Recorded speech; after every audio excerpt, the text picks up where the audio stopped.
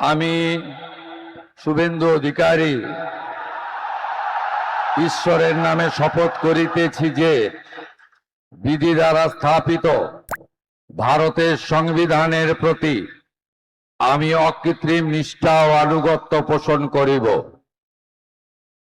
আমি ভারতের সার্বভৌমত্ব ও অখণ্ডতা রক্ষা করিব। পশ্চিমবঙ্গ রাজ্যের মুখ্যমন্ত্রী রূপে আমার কর্তব্যসমূহ নিষ্ঠাপূর্বক এবং বিবেকসম্মতভাবে নির্বাহ করিব এবং ভয় বা পক্ষপাত, প্রীতি বা বিদ্বেষ রহিত হইয়া সকল শ্রেণীর জনগণের প্রতি সংবিধান ও বিধি অনুসারে ন্যায় আচরণ করিব।